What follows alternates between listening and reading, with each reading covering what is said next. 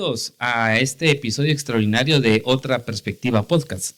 Para quienes nos han seguido en nuestras redes sociales en YouTube, en iVoox, en Spotify y en Instagram y en Facebook, quiero comentarles de que estábamos en el proceso del desarrollo de esta segunda temporada.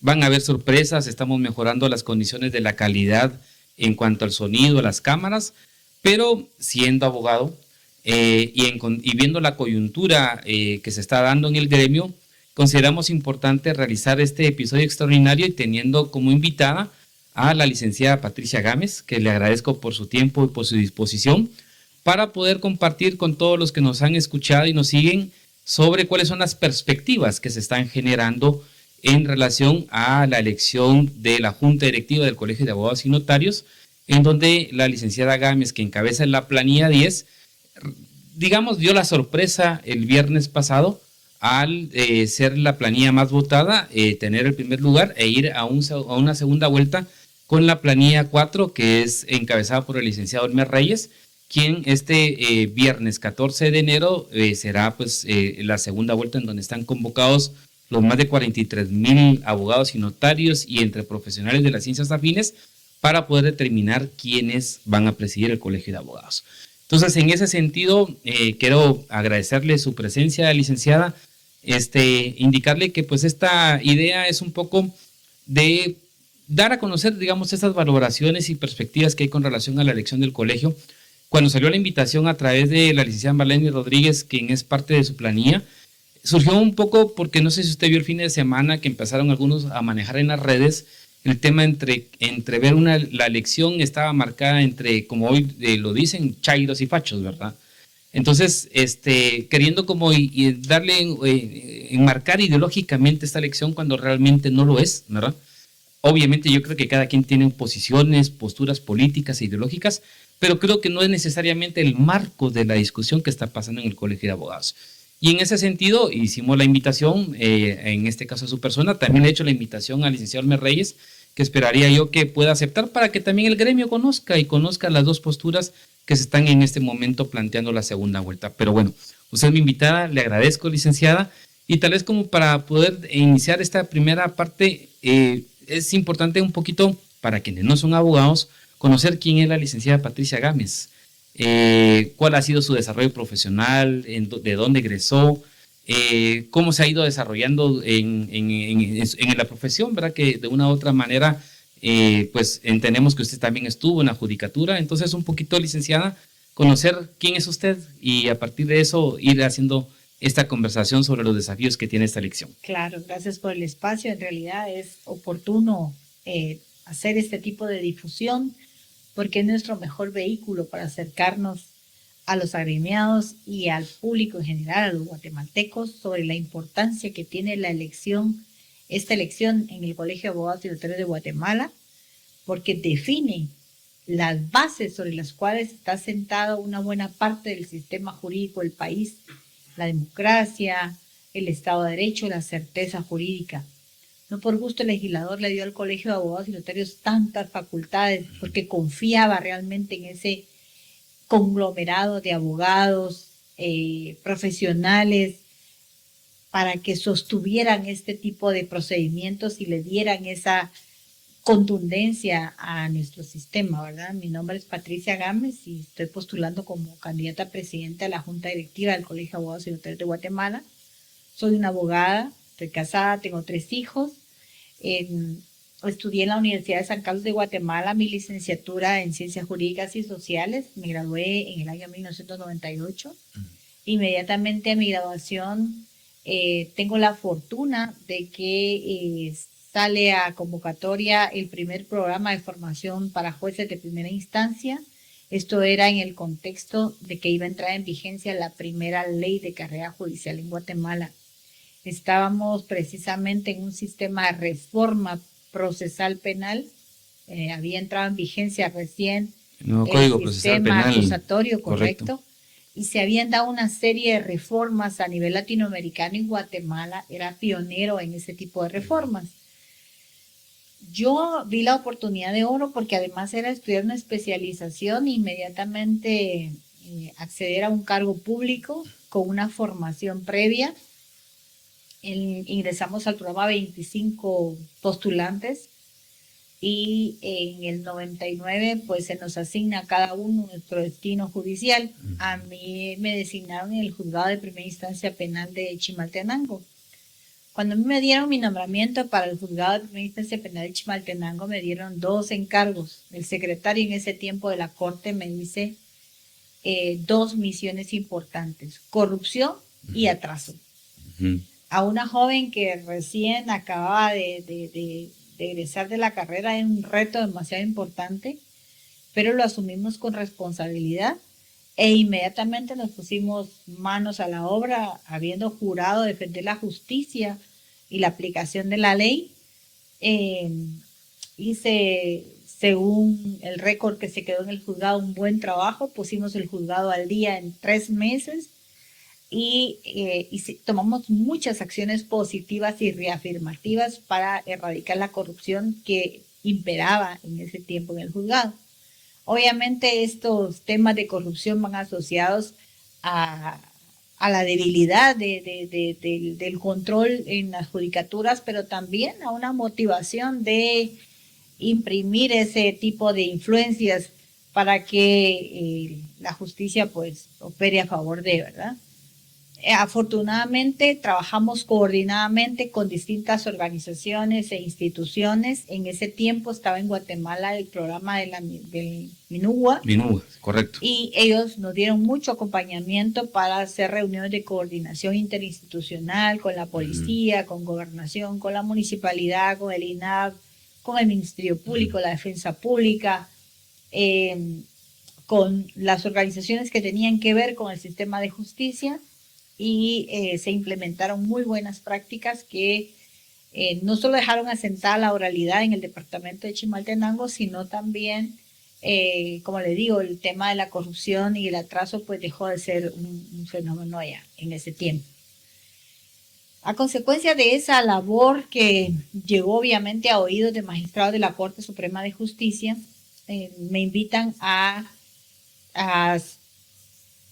trasladarme al juzgado 10º de primera instancia de Guatemala, que conocía en ese entonces la competencia exclusiva para delitos de alto impacto.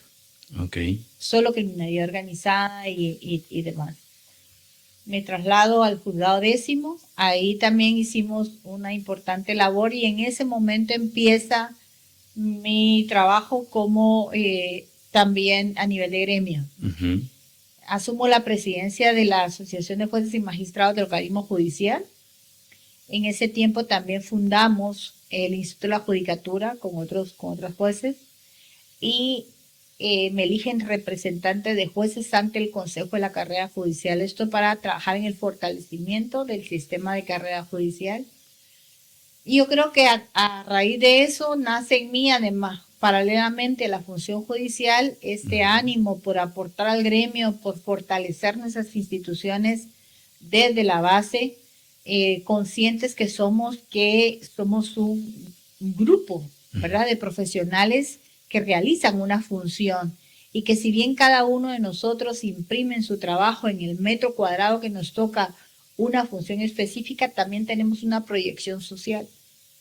Entonces, desde esa plataforma lanzamos varios proyectos de buenas prácticas, especialmente un proyecto que se llamó Manos Limpias con la Justicia, que era precisamente acreditar el funcionamiento del sistema de justicia como un funcionamiento integral, independiente y demás. Nos pronunciamos en las comisiones de postulación de 2014 porque vemos que el sistema se está prestando y plegando para funcionar no acorde a la meritocracia, sino que con otro tipo de mecanismos que no permitían necesariamente que los mejores perfiles fueran los que postularan a las altas cortes, sino que había otro tipo de decisiones político que no se adaptaban a lo que considerábamos nosotros era un sistema meritocrático.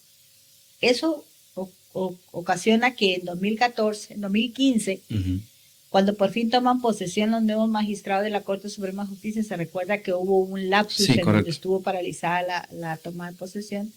Una de las primeras decisiones que ellos toman es mi traslado al departamento de Huehuetenango. obviamente como un mecanismo de castigo, podríamos decir, por haber Ujú. alzado la voz en favor del gremio y en favor de lo que considerábamos que era lo que era correcto Ujú. en relación al fortalecimiento de la carrera y reconocimiento de la carrera judicial. Ujú.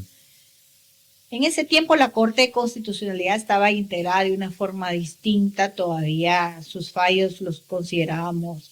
Y había equilibrio también la representación de quiénes eran los magistrados. Correcto, todavía había cierto equilibrio, entonces planteamos junto con otra colega jueza el amparo y la Corte de Constitucionalidad nos otorga el amparo provisional.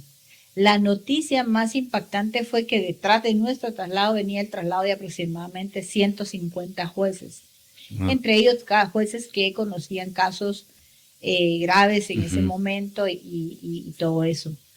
Eso ocasionó cierto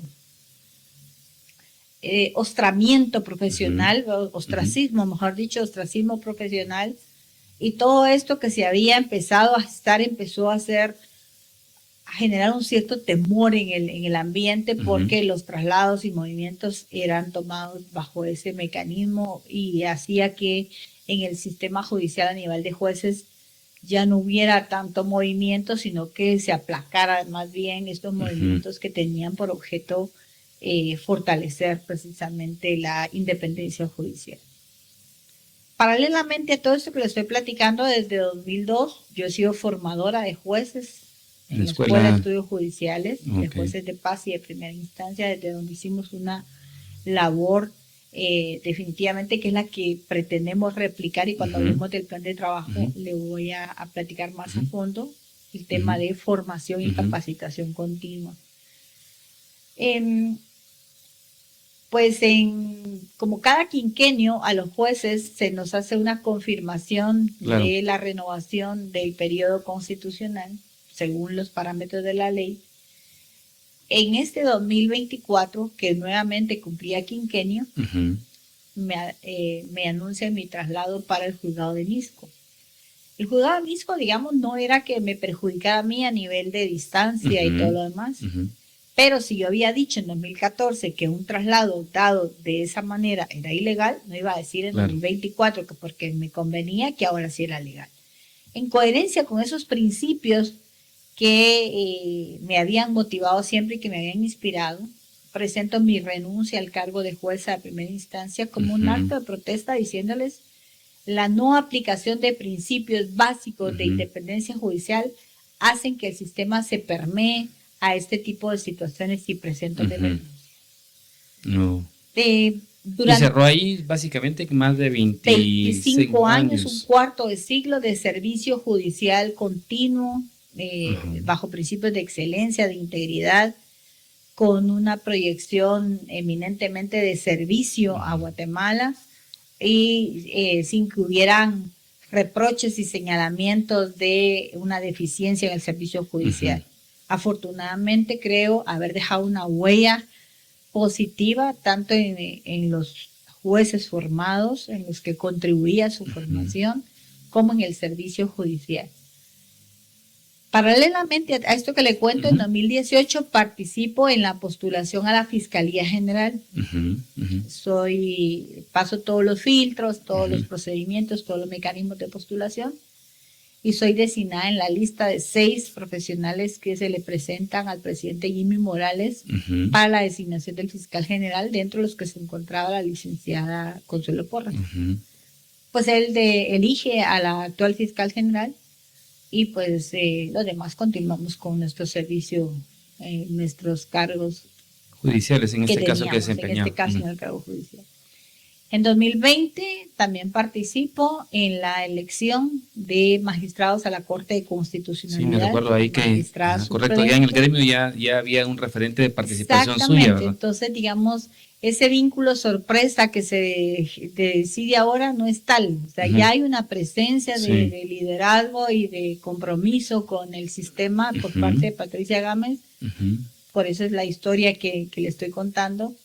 Y entonces, en 2020, eligen en el seno de la Asamblea del Colegio de Profesionales a la licenciada Claudia Paniagua con una diferencia de entre 60 y 100. Sí, me recuerdo que fue una elección. Fue en la última mesa en donde se dice no, ya no ganó Patricia Gámez, sino que ganó Claudia Pañón. Pues en eso, digamos, se resume. En ese interín también curso un programa de doctorado en la en la Universidad Autónoma de Barcelona, un curso de especialización en la Universidad de Chile, varios cursos de capacitación y formación continua, el curso de formación especializada, judicial especializada en la universidad, en la Escuela Judicial de Barcelona, también en España, y una serie de contexto, digamos, formativo que me mantuve constantemente y continuamente capacitándome y formándome precisamente para prestar un servicio de excelencia. Sí. Interesante, no solo por el tema de lo que está contando la historia y la posición que ha tenido en su carrera judicial, licenciada, sino también yo creo que también usted ha abierto como la puerta en ese proceso también de transición de muchas abogadas mujeres, ¿verdad? Porque antes la facultad y el gremio en general era más hombres que mujeres, y creo yo que también ha servido como la referencia para esa apertura, digamos, de más colegas mujeres dentro del gremio.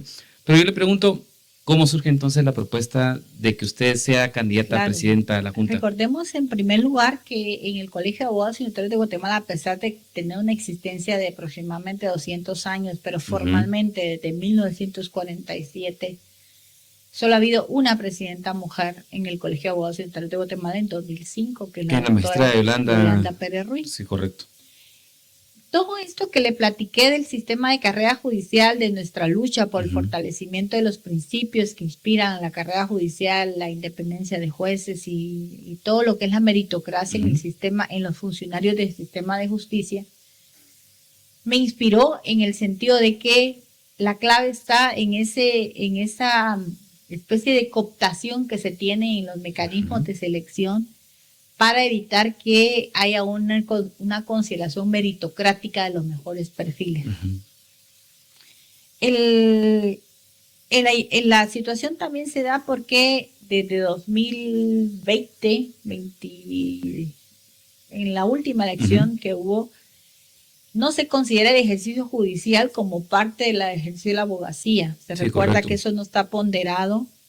Y habiendo sido jueza y teniendo todavía esa sensibilidad hacia el ejercicio profesional, me parece que el gremio no ha luchado ni se ha pronunciado por muchas injusticias y por muchas cuestiones anómalas que han pasado en nuestro sistema y ha guardado un silencio cómplice.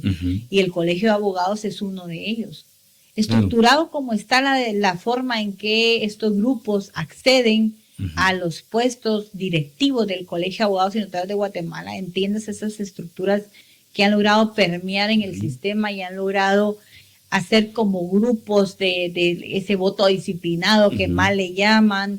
No existe tal cosa como el voto disciplinado. Lo que existe es un voto libre y consciente, informado, que caracteriza a un profesional del derecho y de las ciencias afines. No hay tal cosa como el endoso de votos, no hay tal cosa como vota por tal planilla porque si no te va a pasar tal cosa. Eso es atenta contra la dignidad profesional. Y entonces yo creo que esas motivaciones nos hacen coincidir con otros profesionales que también tenemos esas motivaciones y que además que hay que considerar que no solo la motivación, porque la motivación la podemos tener muchos, pero ese decisión de participar, porque cuesta apartarse de las funciones propias de cada quien en la profesión, en el trabajo, en la familia. Sí, correcto. En la vida social, hay que renunciar, y hay que hacer un acto de sacrificio para poder decir yo postulo sin ningún interés, sin ningún interés, porque consideramos que los cargos en la junta directiva son ad honorem. Es decir, que no hay ninguna contraprestación económica que haga llamativo por un aspecto económico el estar en la junta directiva. Es muy meritorio, es muy digno, se hace un trabajo efectivo, o se debe hacer un trabajo efectivo, pero no hay otra no hay otro incentivo que motive la participación. Lo que no entendemos es cómo se invierten millones en campañas para ese tipo de actividades. Eso nos lleva a cuestionar como profesionales que somos ¿cuál es el otro incentivo que se busca?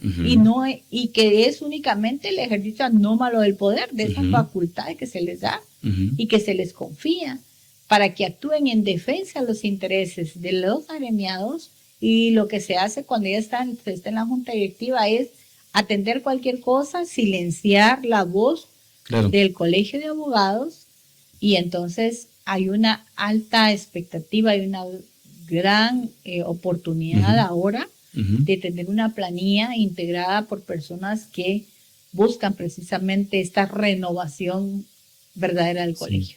Y bueno, y que al final es un tema de suma de procesos, ¿verdad? Porque de una u otra manera miremos el resultado que hubo para la conformación de los electores en relación a las comisiones de postulación hacia la Corte Suprema de Justicia y Sala de Apelaciones, que de igual manera, digamos, pero es que yo creo que la base de la planilla de los grupos que la impulsan, de igual manera manifestó una naturaleza de sorpresa, ¿verdad? Correcto. Y ahora se confirma con este resultado electoral. Es correcto. Pero ya para ir, digamos, avanzando y sabemos que también su tiempo está corto, digamos, ya en cuanto explica las motivaciones para poder lanzarse a la presidencia de la Junta Directiva, vámonos al viernes 7 de febrero. Digamos, había mucha expectativa, ¿verdad? Para quienes no son abogados y nos escuchan, pues se miraba un escenario bastante complicado, 11 planillas, ¿verdad? De las cuales de esas 11 planillas sale una planilla por primera vez directamente al Ministerio Público, ¿verdad? Que como usted señalaba, responden un poco la dinámica de intereses específicos, en este caso de la señora fiscal.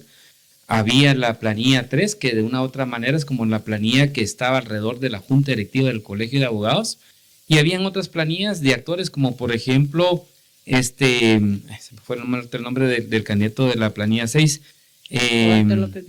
Roberto López, que de una u otra manera siempre había estado alrededor, ¿verdad? En la sombra, pero hoy decide actuar directamente él y encabezar. Pero digamos, se miraba un tema bastante, como digamos, cuesta arriba en cuanto al tema del resultado electoral. Cuénteme, a partir, digamos, de que fue noticia nacional la captura de un integrante de la planilla, que es el licenciado Masaya, que era asesor y creo que también tenía una parte de activismo en Movimiento Semilla, de una u otra manera marca la referencia y la atención de la población de qué estaba pasando en el Colegio de Abogados. ¿Cómo se va marcando esta expectativa a lo que se dio el día viernes? Bueno, hay que considerar primero que la integración de la planilla, según le consta a todos los que hemos formado equipo en esa planilla, se dio en una unión de intereses afines, ¿verdad? De principios e intereses que nos motivan a participar alrededor de estos grupos gremiales que se unen para postular a sus mejores perfiles o a los perfiles que ellos interesaba que participaran en la elección y los perfiles que estuvieran dispuestos a poner su trayectoria a disposición del agremiado. Entre ellos se encuentra el joven abogado Eduardo Masaya, que es propuesto por uno de los grupos, y que la sorpresa fue que coincidentemente el día que estábamos haciendo la presentación oficial de la planilla en un acto público, al salir inmediatamente le estaba esperando un comando de la policía como petición del Ministerio Público y orden del juez Orellana para su detención. Obviamente todos los eventos alrededor hacen clic al decir que esta detención no se da como una coincidencia, sino que se da como un ánimo específico de bloquear la participación de la planilla 10. Y eso tenía una razón especial, y es porque se perfilaba ya, como usted lo dijo, a raíz de la participación de la planilla 8 en las elecciones de postulación, en donde se presentó una opción diferente a las tradicionales, ya se veía como una piedra en el zapato, digamos, la participación de una planilla independiente. Entonces, gracias. Ahí es cuando los faroles, digamos, se dirigen hacia la planilla 10. Nosotros sabíamos que teníamos una opción independiente, sabíamos que éramos una opción diferente, pero no sabíamos que había tanto interés en dejarnos fuera de la contienda, porque todavía creemos que Guatemala es un país democrático. Pero muchos hechos alrededor nos demuestran que Guatemala está perdiendo esa democracia que ganamos hace 30 y pico, ¿qué? 40 y Sí. pico de años. Casi 40 años vamos a llegar ahorita a celebrar a partir de la ¿Verdad? vigencia de la Constitución. Entonces, esa democracia se ha ido debilitando poco a poco y se ha ido debilitando precisamente por ese tipo de actividades que se dan, que no son democráticas, que lo que pretenden es silenciar, acallar, desmotivar cualquier participación que no se rija con las reglas del sistema, que sea antisistema, que sea una opción de verdad, de cambio completamente. Sabemos que estamos en una crisis institucional terrible y entonces nos damos cuenta que esa situación se había volcado hacia nosotros con la detención del joven abogado Eduardo Masaya y con la petición de la que hizo la planilla 1 de que se nos dejara fuera de la participación así es, correcto. gremial. Se nos otorga un amparo, obviamente tampoco había una normativa que permitiera que el ministerio, que la planilla 1 hiciera tal requerimiento, el Tribunal Electoral pues obviamente acata y participamos el viernes 7. Para nosotros no fue una sorpresa, sabíamos perfectamente que estábamos presentando una opción al agremiado votante para que se decantara por porque sabíamos que el clamor del electorado precisamente es esa necesidad de cambio. ¿Por qué? Porque lo tenemos nosotros mismos, lo hemos vivido esta frustración que nos da el sistema de no permitir, como le digo, la meritocracia, de basarse en un tráfico de influencia, de dirigirse hacia personas específicas y demás. Y eso nos preocupa grandemente porque ahí nos tejen los hilos de la democracia. Claro. En eso se sustenta la certeza jurídica de un país. Y es muy peligroso que el poder se ejercite de esa manera. Entonces consideramos que el 14 de febrero, que es cuando le toca a los agremiados ratificar y sumar su apoyo, creemos que la opción que tenemos es la única que se puede tomar si queremos salir de ese sistema de cooptación que hemos tenido. Que es un tema de crisis, como usted lo señala, ¿verdad? De crisis, de captura de muchas instituciones, también de generar temor, que de una u otra manera también, digamos, implica el tema del gremio.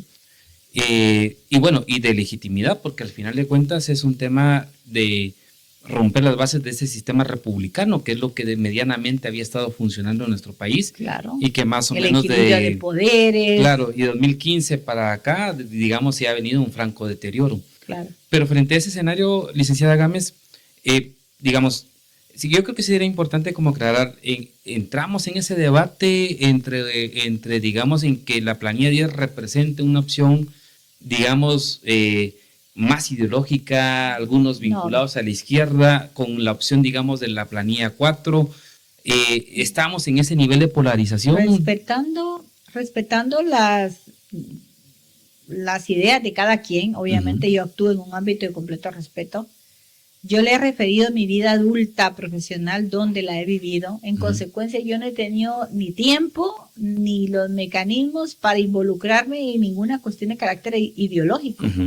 Yo soy procedente del oriente del país y en el oriente del país, si queremos ver el tema del conflicto armado, ni siquiera se vivió de esa manera ya. Yo desconocía, de hecho, en mis años mozos, que estuviéramos viviendo en un conflicto armado.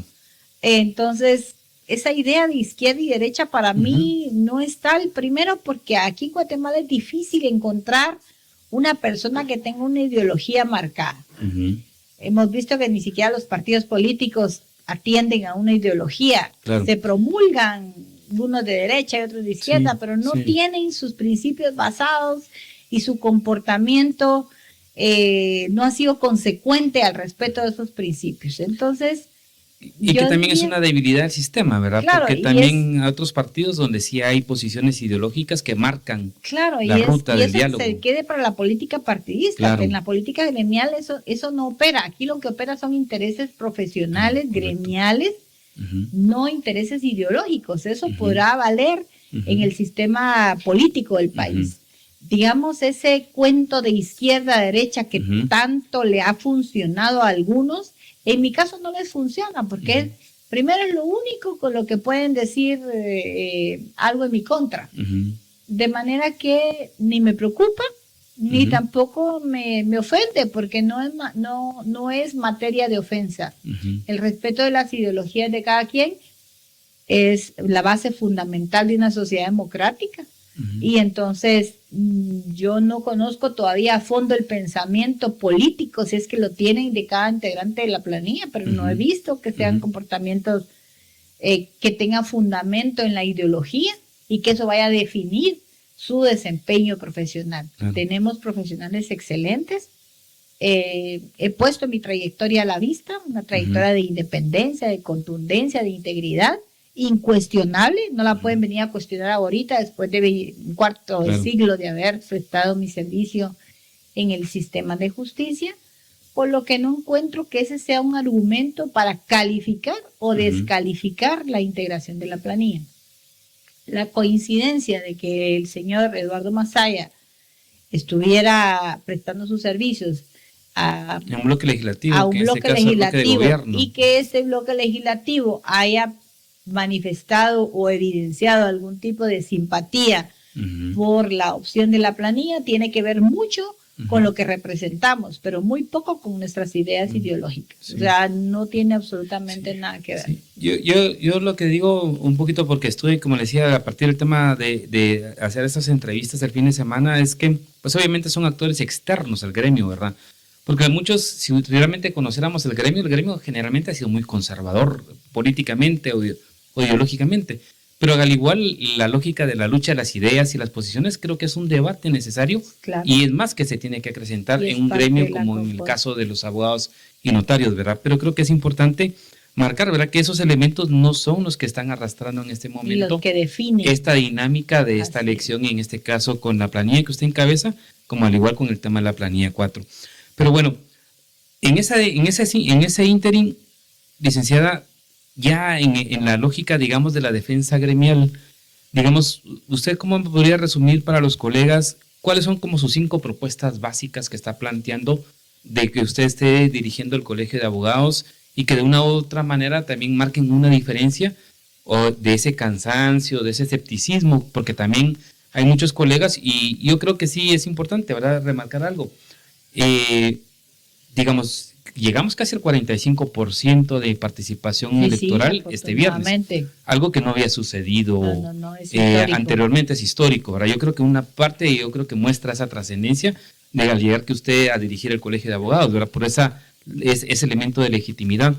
Pero digamos, en ese proceso de que hay muchos que, digamos, no se sienten representados como el colegio, en la parte gremial, a nivel de otros colegios profesionales, hay otros colegios que sí ayudan a sus agremiados, a sus doctorados, o a otro tipo de especializaciones, o hay otro tipo de prestaciones. El colegio no, a pesar que tenemos un colegio que maneja más de 1.200 millones en recursos.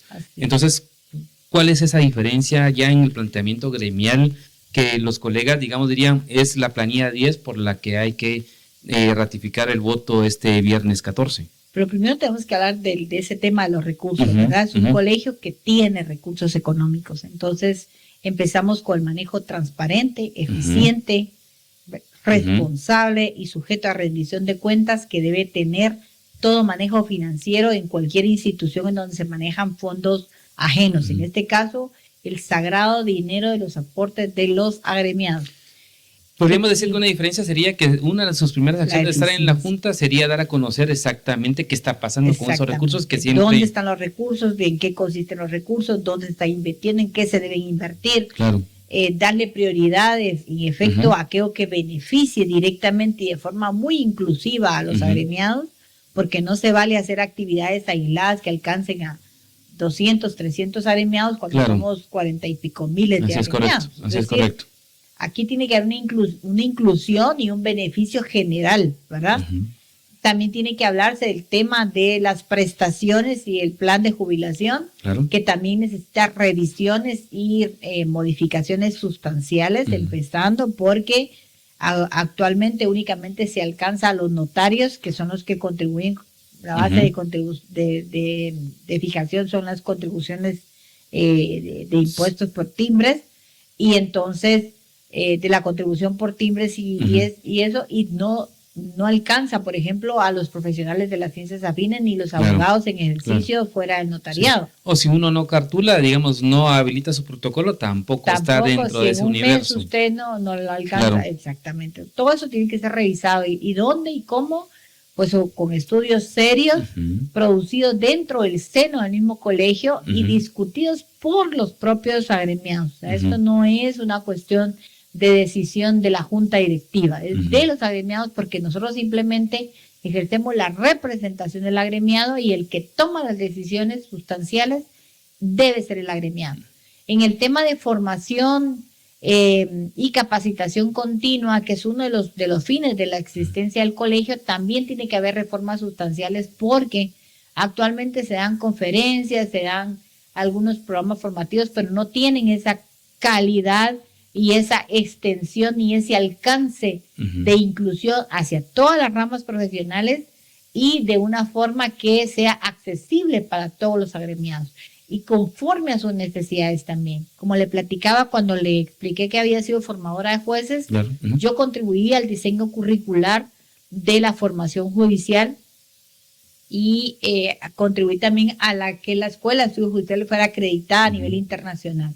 De manera que conozco que hay proyectos de capacitación que sin sacrificar los recursos propios del colegio se pueden desarrollar, programas de especialización, disposición de becas y programas educativos, formativos, programas de tutoría para los profesionales jóvenes. Su posición, digamos, en esta dinámica, porque digamos, en la parte del sistema de justicia, ¿verdad?, hecho por Naciones Unidas y por las diversas instancias que han estado en Guatemala, marcaban en el tema de la profesión de los abogados que, a diferencia de otros países, hay un examen de barra para marcar un tema de calidad y de especialidad. ¿Usted tiene una posición en esa línea o es más bien de darle fortaleza a la formación para que efectivamente el colegio también certifique esos conocimientos especializados, digamos, que no los da las universidades, por ejemplo? Los países que tienen este examen de la barra, que sería el equivalente a que el colegio de abogados previo a realizar la colegiación realizara una evaluación, eso tendría que significar una modificación legislativa, lo cual en Guatemala no. Lo que se pretende hacer a través de la capacitación y formación es, como los jóvenes profesionales vienen de distintas universidades con un nivel formativo distinto, lo que se hace es una equiparación académica, es decir, se hace una oferta académica que alcance para que un gremio heterogéneo como tenga una cierta homogeneidad, oportunidad de homogeneizar sus conocimientos a través de dar el acompañamiento precisamente de formación continua y profesional por parte del Colegio de Abogados y Notarios de Guatemala, que alcance a la generalidad de los profesionales, porque sabemos que la Escuela de Estudios Judiciales capacita y forma jueces, la UNICAP, el Ministerio Público, la Defensa Pública también tiene sus programas de capacitación y las instituciones lo tienen, de manera que queda un gremio, un buen conglomerado fuera de ese alcance de formación que tiene que ser alcanzado precisamente por el Colegio de Abogados y Notarios de Guatemala, porque es su obligación según sus estatutos. La formación continua, el crecimiento moral, el crecimiento y desarrollo económico, profesional de los agremiados es una función específica del Colegio de Abogados y esa función tiene que ser cumplida con responsabilidad y con dedicación. Entonces, independientemente a estas funciones que el colegio desempeña, también participa en la selección, como le decía, de funcionarios de justicia, ¿verdad? Entonces, son dos mecanismos que fortalecen a sí mismo esa perspectiva que tenemos del colegio como el referente jurídico que tiene que ser y que hace que la contundencia del gremio se haga sentir a través de estos mecanismos de formación continua, capacitación, crecimiento y desarrollo profesional, mejoras económicas, que dignifica además.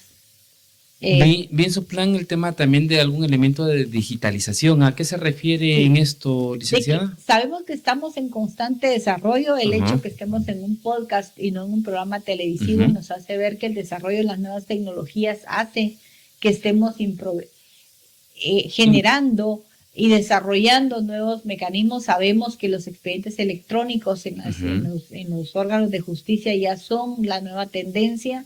Y entonces la digitalización de los servicios es para lograr esta inclusividad a que me refería. Sabemos que tenemos agremiados que viven en los municipios más recónditos del país, en diferentes regiones, manejan diferentes horarios de trabajo, etcétera, de manera que la digitalización nos permite, todos estamos al alcance de un clic de la tecnología, entonces, pero eso necesita también ir acompañado de formación y capacitación profesional para que los profesionales no se hagan sentir ajenos a esa digitalización, el timbre, darle continuidad al timbre electrónico, a la implementación del timbre electrónico, a los servicios que sean más expeditos digitalmente.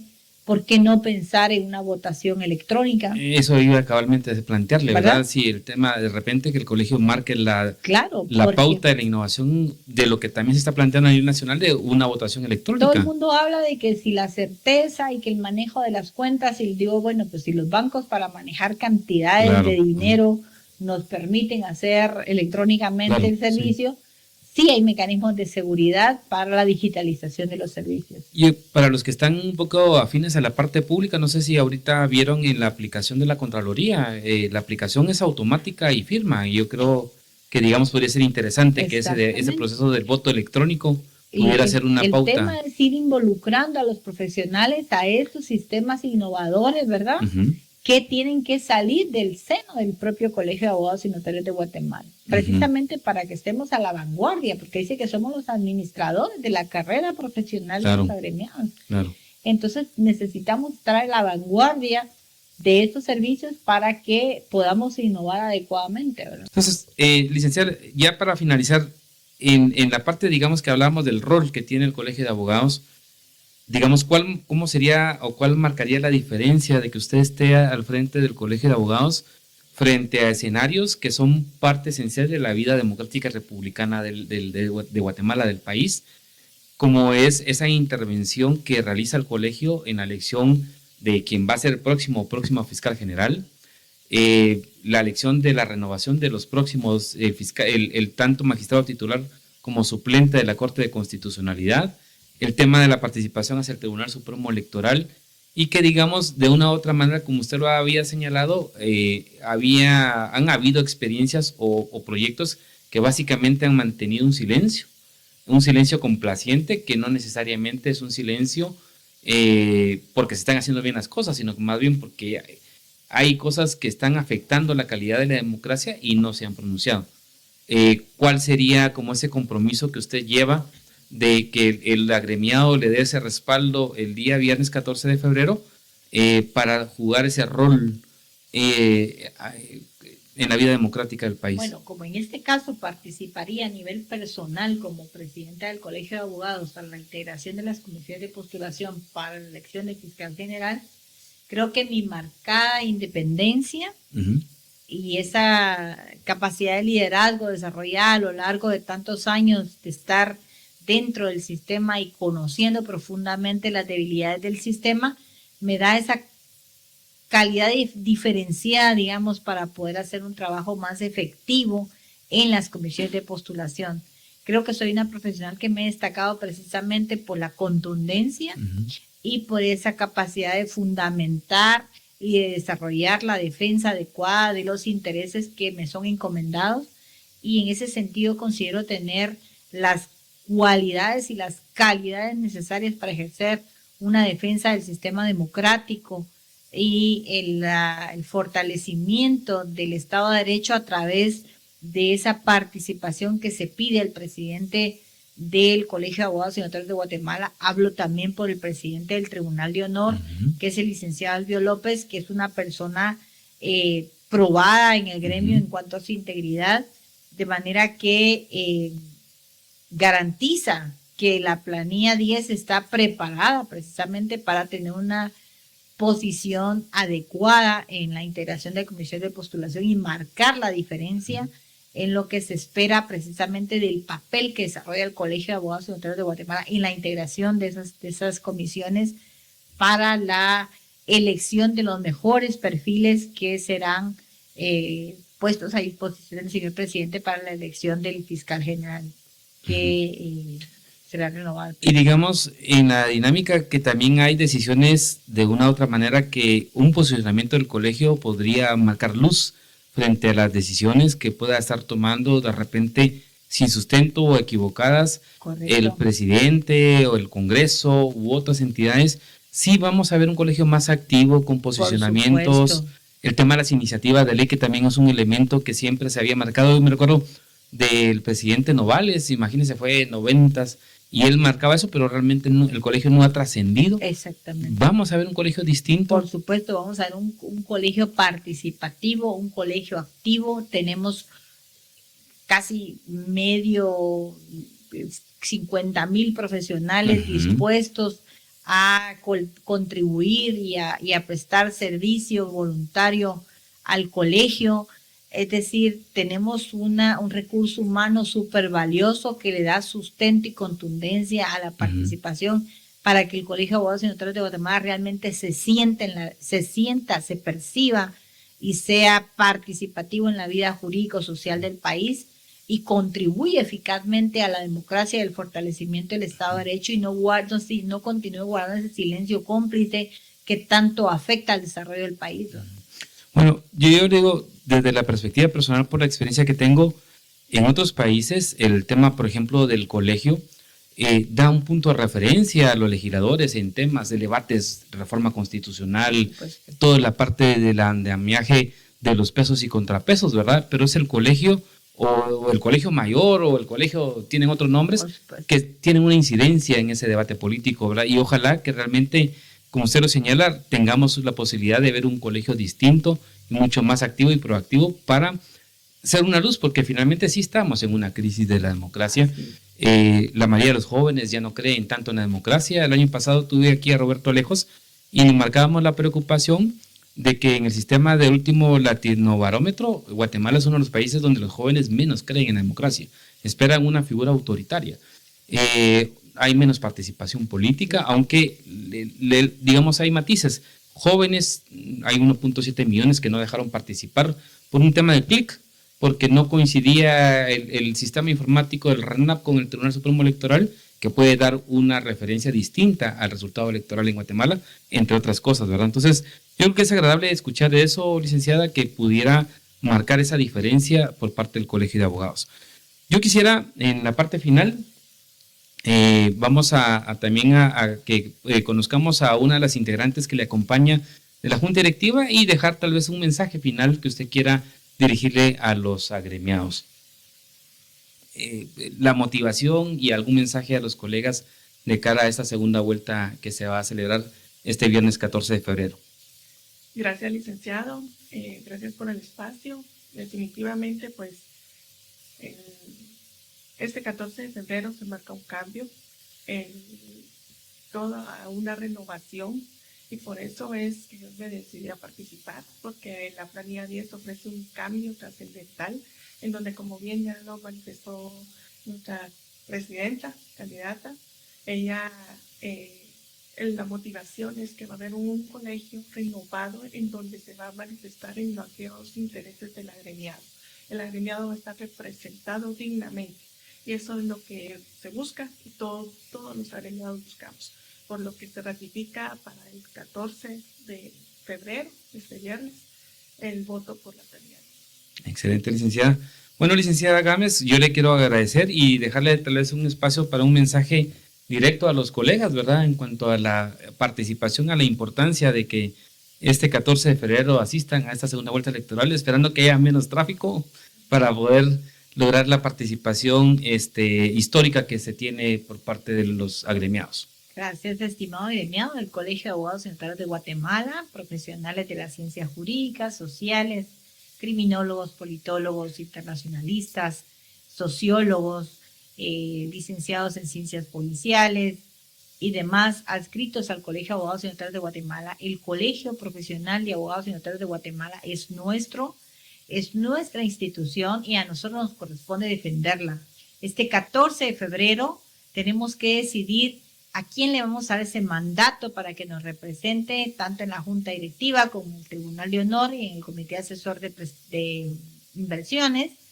Deseamos y estamos seguros de que tenemos la opción en la planilla 10 de depositar con confianza ese voto que definirá de forma trascendental un antes y un después en el destino de Guatemala, en la consolidación de la democracia, del Estado de Derecho. A veces no entendemos cómo una elección como el de la Junta Directiva del Colegio de Abogados y Notarios de Guatemala o del Tribunal de Honor puede marcar esta diferencia, pero créanme que es fundamental y es decisiva la necesidad de que participemos activamente por ese rol tan importante y tan trascendental que tiene el Colegio de Abogados y Notarios de Guatemala en la vida jurídico, política, social de Guatemala.